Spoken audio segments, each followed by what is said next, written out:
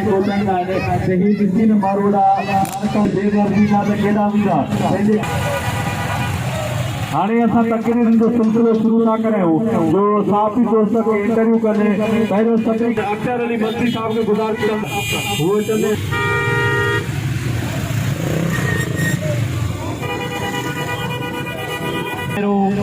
मुझी भेनरूं ऐं जेके सहाफ़ी दोस्त ऐं ॿिया जेके असां सां गॾु मुंहिंजे तरफ़ां अस्सलाम वालेकुम वरहमतुल्लाह। तव्हांखे गुज़ारिश था कयूं हुकुमरानो महिरबानी करे हिननि ग़रीबनि मिस्किननि ते रहम तव्हां जेकॾहिं ज़मीन वारनि ते रहम कंदव त आसमान वारो तव्हां ते रहम कंदो। अल्लाह साईं तव्हां सभिनी जी मदद करे आओ सलाम पेश थो कयां घर बचायो कमेटी जे अॻवाननि खे जंहिंमें ऐं ॿिया जेके दोस्त उन्हनि सभिनी खे सलाम पेश थो कयां त हिन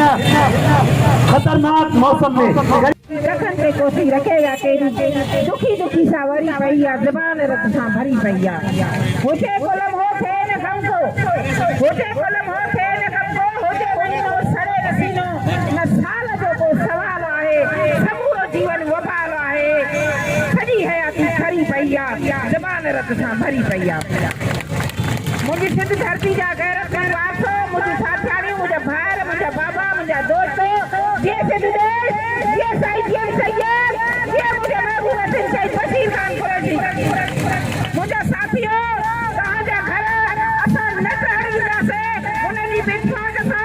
मुझे हाजिरी कराती मां उते वैसे न त जिन गरीब जा जिन घर जी भिटी कराती हो उहा मशी मुझे अना तवा के ये भी बुधाया थी तो मां इन खां सका लार करे खा बाहर बनती है सदा तो मता को गाड़ी और सब कहिए ने मां तो आसा सदाई गज आया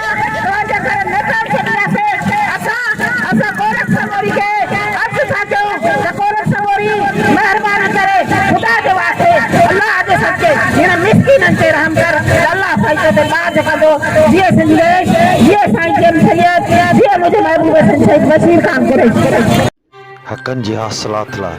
सिर्फ़ मुंहिंजी सिंध न्यूज़ चैनल